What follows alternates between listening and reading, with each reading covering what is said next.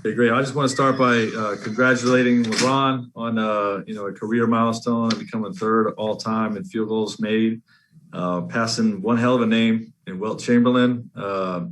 Just pretty remarkable, and then doing it on a night where he has a triple double and helps us beat another Western Conference contender.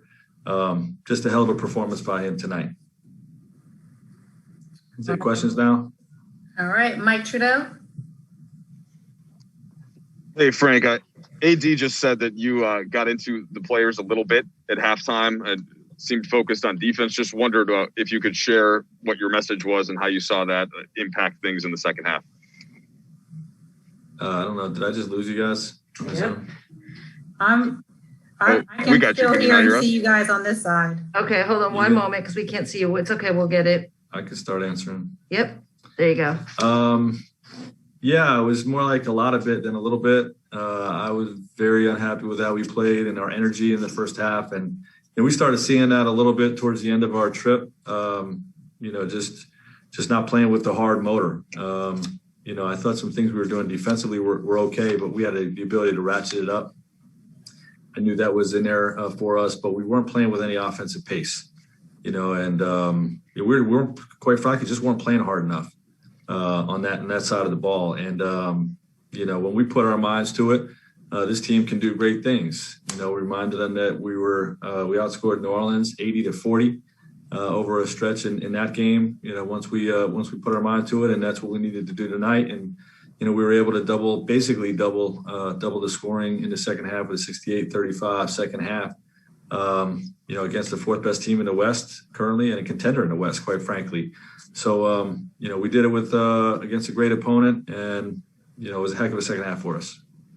Frank, you had 40 points in the paint in the second half. How much of that is connected with the defense and running in transition and just the sort of the whole product versus guys, THD, LeBron, et cetera, just getting to the rim when they wanted? A little both, but the pace, right? The pace is when we're at our best. And, the defensive energy creates the pace on the offensive side of the ball. And, they both work together. And, when we're able to get out, and we had 25 fast break points. So that's where a lot of the points in the paint came. But we were just aggressive in a sort of attacking the rim. Dave? Frank, you opened up your post-game remarks to us with a statement about LeBron's accomplishments, which isn't something you normally do. Do you think tonight was a reminder or a statement or whatever you want to say about his standing in the league, especially considering the showing against a guy like Jokic, who's gotten some MVP buzz through this quarter of the season mark so far? Well, I just think he continues to prove himself as the best player in the league. It's clear to me and my coaching staff and our organization. And, I think nights like this just demonstrate that. I think it's worth mentioning how well he's shooting the ball from the perimeter, which is really remarkable for, someone in his 18th year to continue to try to grow and add to his game and experience this type of evolution where he's beating teams over the top on a regular basis. It's really creating problems for defenses, creating a lot of wins for us. And, just a testament to him, with that mentality to just continue to try to improve and grow his game. Bill? Hey, Frank, I have kind of two tail-end questions that you can probably answer in one answer. But I'm wondering, when did he go from a guy who you knew had a lot of raw talent and the physical tools to be a contributor to somebody you felt like you could trust in games like this and really rely on? And then two, you put him in the playoffs against Houston, and how much are you looking at this in a big picture standpoint where it's like you knew that experience could prepare him for this moment? And then how much are you looking at what these minutes can do for him in a playoff run and then even further down the road from there?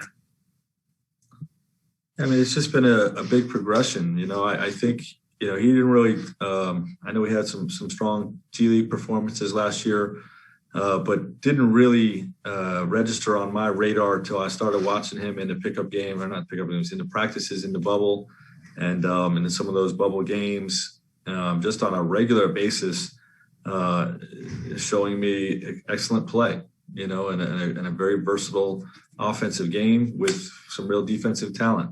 And, for me to put him in a playoff game against the Houston Rockets and James Harden, that shows the level of trust that I had with him back then. I remember thinking, I don't want to look back and say, well, we're trying to beat this team and I had this guy sitting on the bench and I didn't even use him. So I at least wanted to, throw him out there. Every test, so to speak, that we've given them, he's passed, has played really well and has continued to earn a bigger role. So, the thing is, we have a lot of guys playing well on this team, there's some stretches where, he's not going to play as much as others, but it doesn't mean we have any kind of lack of confidence in him. Dan? Frank, on the way into halftime, I think with a couple minutes left, Dennis Schroeder lays out for a ball. It seemed like you were pretty excited about that play because it seemed like you were looking for something like that from your guys. Did you use that play at halftime at all? And talking to people as sort of an example as like, this is what we need to do for the next 24 minutes? Yeah, we talked about that and just overall, our overall energy on the defensive end, the final 3-4 minutes of that half, I felt was something that could spark us into the second half. And Dennis's play was an example of that. Anytime, a player dives on the floor for a loose ball in front of his coach, that's going to excite the coach. So, we definitely look for that kind of hustle. Dennis fits in to our identity of being a really hard playing dude. And, when we have that kind of speed and intensity on the perimeter with guys like AD and Bron, we're going to be tough to beat. We got to make sure we put our mind to it, because when we put our mind to it, we can do great things like we saw in that Pelicans game, like we mentioned, and like we saw tonight in the second half. Last three, Kyle Boone. Yeah, Frank, just Kyle tonight, started the third quarter. That I'm thinking of the chase down block he had on Michael Porter. And he was obviously part of that lineup that went 15-0 at the end of the third. What was sort of the importance of his role tonight? And sort of in the same vein that you were talking about Taylor just a minute ago, what's the growth been in your time as coach? Well, Kuz is just, I feel like he's at peace with what's being asked of him and is going out there and killing it, and he's what we talked about a lot last year.